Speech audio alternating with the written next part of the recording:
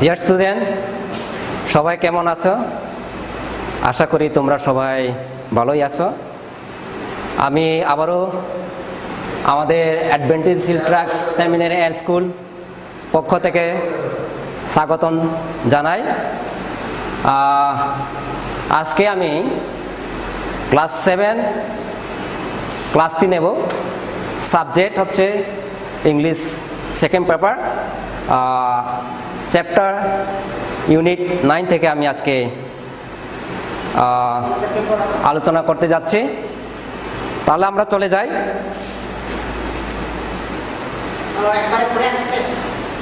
আজকে আমি যে বিষয়টি আলোচনা করব সেটি হচ্ছে ভয়েস অর্থাৎ বাচক। তাহলে এই বিষয়টি আলোচনা পূর্বে আজকে আমরা কি কি শিখব সে বিষয়ে আমরা একটু দেখে নেই। আজকে আমরা ভয়েস বা বাচক বিষয়ে যা যা শিখব। 1 নম্বরে দেখি ভয়েস বা বাচক এর সংজ্ঞা। তারপরে ভয়েস বা বাচক প্রকারভেদ আমরা জানতে পারবো।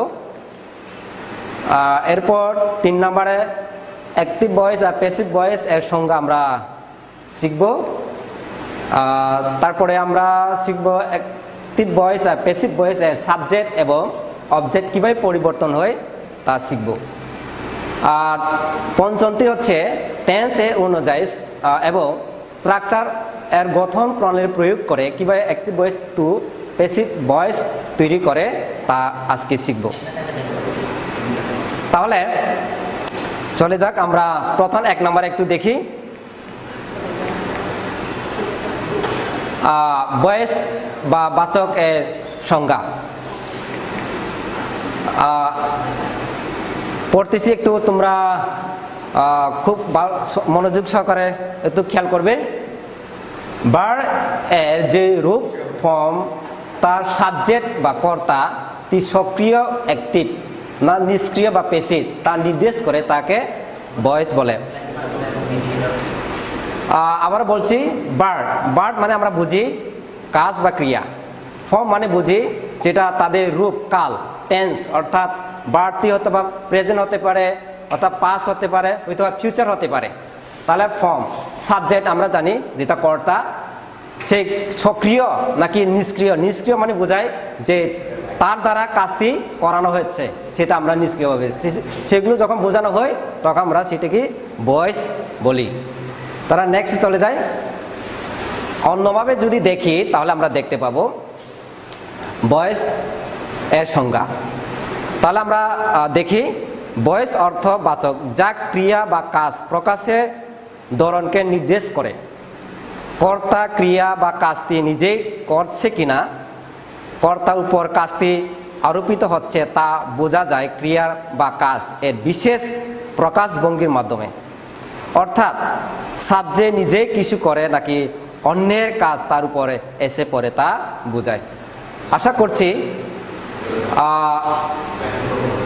এখানে স্পষ্টভাবে আমরা বুঝতে পারলাম যে ভয়েস এর সংজ্ঞা বা কাকে বলে।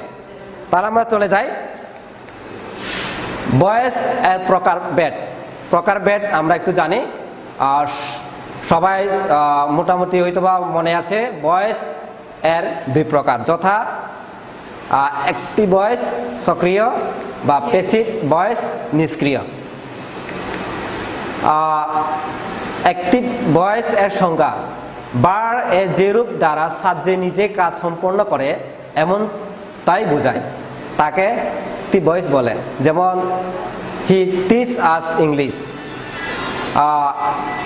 আমরা প্যাসিভটা দেখি, সাবজেক্ট যখন নিষ্ক্রিয় থাকে এবং অন্যের কৃত কাজ তার উপরে আরোপিত হয় তখন ভার্ব এ প্যাসিভ ভয়েস হয়। তাহলে আমরা দেখি উপরে আমরা খেয়াল করলাম হি টিচ আস ইংলিশ, তাহলে প্যাসিভে কি হয়ে যাবে, English is taught us by him. তা আমরা সহজে বুঝি যে সক্রিয় থেকে নিষ্ক্রিয় কিভাবে পরিবর্তন করতে হয় বা চেঞ্জ করতে হয়। তা আমরা পরবর্তী চলে যাই। অ্যাক্টিভ ভয়েস থেকে প্যাসিভ ভয়েস এর সাবজেক্ট এবং অবজেক্ট কিভাবে পরিবর্তন হয় তা উদাহরণ সহ আমরা জানব। তাহলে দেখি অ্যাক্টিভ ভয়েস কি কি হতে পারে? Subject I we they you he she it name অর্থাৎ নাউন। তাহলে প্যাসিভ ভয়েসে একটু দেখি, একটু খেয়াল করি। আই এদিকে কি প্যাসিভে me, we us, they them, you you, he him, she her, it name name অর্থাৎ নেম মানে নাম। তাহলে আমরা একটু উদাহরণে চলে যাই, দেখি একটু। আই রাইট এ লেটার, একটু খেয়াল করি। আই রাইট এ লেটার, তাহলে প্যাসিভে কি হয়ে যাবে? A letter is written by me. তাহলে আমরা সহজে বুঝতে পারি কিভাবে অ্যাক্টিভ থেকে প্যাসিভ ভয়েস চেঞ্জ করা হয়। তাহলে দ্বিতীয়বার একটু দেখি, দ্বিতীয়টা আই শ্যাল হেল্প হার। তাহলে আমরা প্যাসিভে একটু খেয়াল করি। She will be help by us. Next, they play football, football is play by them. তাহলে একটু দেখি, you sing a song, you sing a song. তাহলে এখানে দেখি a song is sung by you. Then next দেখি, he reads a বুক। তাহলে আমরা প্যাসিভে কিভাবে পরিবর্তন একটু খেয়াল করি। তাহলে a book is read by him. একটু দেখি নিচেরটা, সি এট রাইস। এটা আমরা জানি কি পাস, সি এট রাইস, তার মানে কি she rice was eaten by her. Passive যদি আমরা খেয়াল করি তাহলে এভাবে, যদি পাস হয় তাহলে আমাদের যে অবজেক্টিভ অর্থাৎ হেল্পিং ভার্ব যেটা ওয়াজ সেটা এখানে চলে আসবে। তাহলে এইটা একটু দেখি, জুলি উইল এক্সপ্লেন ইট। তাহলে এদিকে দেখো, it will be explain by Julie. তাহলে দেখো এখানে আমরা একটু দেখতে পাই যে এখানে কি উইল দেওয়া আছে, অর্থাৎ আমরা সাধারণভাবে বুঝি উইল থাকলে কি ফিউচার। তাহলে এদিকে দেখি উইল বিল এক্সপ্লেন, এটা সবসময় কি হবে? প্যাসিভ যখন পরিবর্তন করতে যাবে তখন আমরা খেয়াল করব সবসময় ভার্বটা কি হবে? Past participle. নেম অর্থাৎ নাউনের কি একটু দেখি, পল স্পোক ইংলিশ অর্থাৎ, তাহলে এদিকে একটু খেয়াল করি। নেমে কিন্তু নেমে কোনোভাবে পরিবর্তন হবে না, একই পর্যায়ে চলে আসবে। English was spoken by Paul. তাহলে আমরা আজকে একটু সহজে জানতে পারলাম যে সক্রিয় থেকে নিষ্ক্রিয় বাচক কিভাবে পরিবর্তন হয়, আমরা একেবারে উদাহরণ সহ দেখতে পেলাম। আমরা নেক্সট চলে যাই। আমি এখন এটা উদাহরণ দেখাবো না, কিন্তু মডেল ভার্বগুলো কিভাবে পরিবর্তন হয়, সাবজেক্ট টু অবজেক্ট বা মানে অ্যাক্টিভ টু প্যাসিভ কিভাবে পরিবর্তন হয় একটু দেখব। আমরা একটু খেয়াল করি বোর্ডে,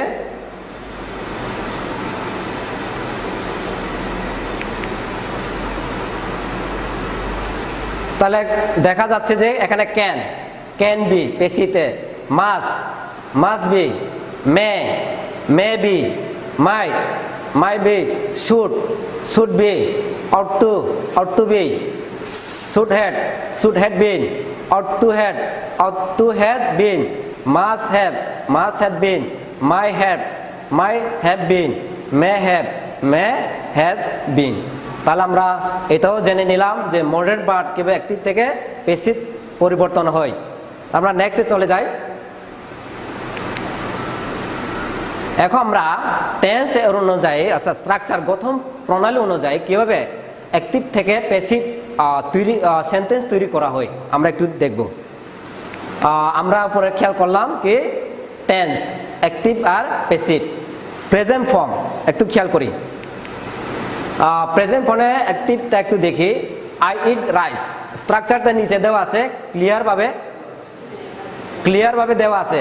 আমরা যদি একটু খেয়াল করি তাহলে আই ইট রাইস অর্থাৎ দেখো আই সাজে, ইট হচ্ছে প্রেজেন্ট ফর্ম ভার্ব অর্থাৎ ভার্বটা প্রেজেন্ট ফর্ম আছে ইট, রাইস হচ্ছে অবজেক্ট।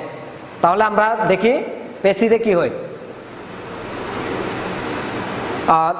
একটু খেয়াল করি। দেখো আই ইট রাইস, এখানে দেওয়া আছে কি rice is eaten by me.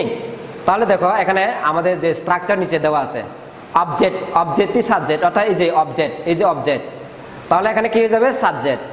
এখানে প্রেজেন্ট ফর্ম দেওয়া আছে, প্রেজেন্ট ফর্ম ইজ, কারণ আমাদের যে অবজেক্ট যে সাবজেক্টই আসবে অবজেক্ট হয়ে, অবজেক্টই যে সাবজেক্ট হয়ে আসবে সেই অনুযায়ী এখানে ইজ বসাইতে হবে। তাহলে মূল ভার্ব, এটা এই যে মূল ভার্ব, মূল ভার্ব কোনটা এই যে মূল ভার্ব কি হয়ে গেছে এখানে পাস্ট পার্টিসিপল, মূল ভার্বটা কি পাস্ট পার্টিসিপল। এই যে বাই, এই যে স্ট্রাকচারে দেওয়া আছে বাই, পেসিসে সবসময় জেনারেলি আমরা জানি যেটা কি বাই সবসময় যোগ থাকবে, তারপরে সাবজেক্ট টি অবজেক্ট হয়ে যাবে। এই যে সাবজেক্ট আই, এখানে কি হয়ে গেছে মি। আমরা পূর্বে জেনেছি কিভাবে আই থেকে মি পরিবর্তন হয়, তাহলে আমরা সহজে বুঝলাম। আমরা নেক্সটে চলে যাই প্রেজেন্ট কন্টিনিউয়াস। প্রেজেন্ট কন্টিনিউয়াস ক্ষেত্রে কিভাবে হয় একটু আমরা খেয়াল করি। তাহলে এখানে দেওয়া আছে কি Rumi is written a letter. তাহলে প্রেজেন্ট কন্টিনিউয়াস একটু খেয়াল করি, যে আমাদের স্ট্রাকচার দেওয়া আছে কি subject is verb ING plus object. তাহলে একটু খেয়াল করি Rumi is subject, is written verb অর্থাৎ আইএনজি যোগ এ লেটার অবজেক্ট। তাহলে আমরা একটু চলে যাই প্যাসিভে। এখানে ডাইরেক্ট আমি তোমাদের সুবিধার্থে পুরোপুরি স্ট্রাকচার সহ করে দিলাম। একটু খেয়াল করি a letter is been written by Rumi. একটু খেয়াল করি letter is been written by Rumi. তাহলে নিচে স্ট্রাকচারটি একটু খেয়াল করি অবজেক্ট, এই যে অবজেক্টটি কি হয়ে যাবে সাবজেক্ট হয়ে যাবে, আর ইজ তো থাকবেই। তারপরে ইসের সঙ্গে কি যোগ হবে বিন, কারণ বিন কেন যোগ হলো কারণ হচ্ছে এখানে কি প্রেজেন্ট কন্টিনিউয়াস আইএনজি কারণে আমাদের এখানে কি যোগ করতে হচ্ছে বিন, রিটেন বাই রুমি। তাহলে ডিয়ার স্টুডেন্ট আমরা প্রেজেন্ট কন্টিনিউয়াস জানলাম। আমরা নেক্সটে চলে যাই past present perfect. Present perfect একটু খেয়াল করি you had broken the glass, অর্থাৎ নিচে দেখো একটু স্ট্রাকচার দেওয়া আছে কিভাবে পরিবর্তন হচ্ছে। তাহলে দেখো the glass has been broken by you, আমরা জানলাম। নেক্সটে চলে যাই একটু পাস্ট সিম্পল। পাস্ট সিম্পলগুলো একটু খেয়াল করি জুলি টোল এ লেটার। তাহলে আমরা একটু খেয়াল করি পাস্ট কিভাবে পরিবর্তন হয়ে আছে। প্যাসিজে দেখো একটু খেয়াল করি a story was told by Julie. তাহলে আমরা সম্পূর্ণভাবে জানলাম যে present continuous, present perfect, past simple. তাহলে আমরা একটু অন্য পেজে চলে যাই present past continuous. Past continuous কিভাবে পরিবর্তন হয় একটু খেয়াল করে দেখো এখানে আই ওয়াজ প্লেইং ফুটবল। তাহলে এখানে দেওয়া আছে football was been play by me. তাহলে এখানে নিচে স্ট্রাকচার সব তোমাদের সুবিধার্থে এখানে দেওয়া হলো, তোমরা একটু খেয়াল করে পড়ে নেবে। পাস্ট পারফেক্ট, পাস্ট পারফেক্ট একটু খেয়াল করে the work have been done by me.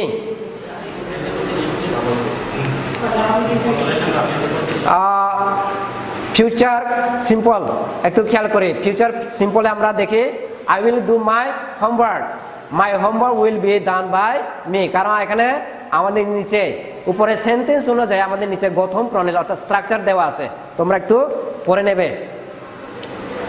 কি ফিউচার কন্টিনিউয়াস একটু দেখি ফিউচার কন্টিনিউয়াস। তাহলে দেখো I shall be enjoy the drama. তাহলে খেয়াল করি এখানে নিচে স্ট্রাকচার দেওয়া আছে সুন্দরভাবে, তোমাদের সুবিধাতে আমি স্ট্রাকচারটা দিয়ে দিলাম, তোমরা খুব সহজভাবে সেগুলো শিখে নিতে পারবে। তাহলে ডিয়ার স্টুডেন্ট অনেক কিছু শিখলাম। তাহলে আমরা একটু খেয়াল করি যে পূর্বে যেগুলো আলোচনা করেছি সেগুলো আমরা পুনরায় একটু আলোচনা করি কি কি আমরা শিখেছি। বয়েস বা বাচক বিষয়ে আলোচনা করে যা শিখেছি, তাহলে আমরা জানলাম বয়েস আর বাচক সংজ্ঞা হয়তো বলতে আমরা লিখতে পারছি, বয়েস বা বাচক প্রকারভেদ জেনেছি, অ্যাক্টিভ ভয়েস আর প্যাসিভ ভয়েস এর সংজ্ঞা শিখেছি। আর অ্যাক্টিভ ভয়েস আর প্যাসিভ ভয়েস সাবজেক্ট এবং অবজেক্ট কীভাবে পরিবর্তন হয় তা জেনেছি। টেন্স এর অনুযায়ী স্ট্রাকচার বা গঠন প্রণালী প্রয়োগ করে কিভাবে অ্যাক্টিভ থেকে প্যাসিভ ভয়েস তৈরি করে তার সম্পূর্ণভাবে আমরা বুঝে নিয়েছি। ডিয়ার স্টুডেন্ট, আশা করি তোমরা এগুলো খুব সহজেই তোমরা বুঝে নিয়েছ। তোমরা এগুলো দেখে বারবার প্র্যাকটিস করবে, আরও সহজ হয়ে যাবে। তাহলে ডিয়ার স্টুডেন্ট, তোমরা অবশ্যই অনুশীলন বা বাড়ি কাজ করবে ঘরে বসে। আমি কিছু বিষয় এখানে লিখে দিলাম, তোমরা অ্যাক্টিভ থেকে প্যাসিভ অবশ্যই করে বা বাড়িতে বসে তোমরা ভিডিওটা দেখে দেখে তোমরা প্র্যাকটিস করে নেবে। দ্য স্টুডেন্ট লার্ন ইংলিশ, এটাই তোমরা প্যাসিভ চেঞ্জ করবে। আরেকটা দেওয়া আছে পোল স্পোক ইংলিশ, তারপরে দেওয়া আছে দে উই আর প্লেইং ফুটবল, তারপরে দেওয়া আছে উই সেল হেল্প হার্ট, তারপরে দেওয়া আছে সি রাইটস এ ইংলিশ লেটার। এই 5টা বিষয় তোমরা বাড়িতে বসে ভিডিওটা সম্পূর্ণ দেখে তোমরা একটা সমাধান করবে, অনুশীলন করবে। তাহলে আশা করি তোমরা খুব সহজেই এই ভয়েসটা তোমরা ধারণা নিতে পারবে, বুঝে নিতে পারবে, তোমরা শিখে নিতে পারবে। আশা করি তোমরা খুব সুন্দরভাবে অ্যাক্টিভভাবে ভিডিওটা তোমরা দেখেছ, শিখেছ। আশা করি তোমরা পারবে। আজকে আমার ক্লাস এখানেই শেষ করছি। সবাইকে ধন্যবাদ। Thank you.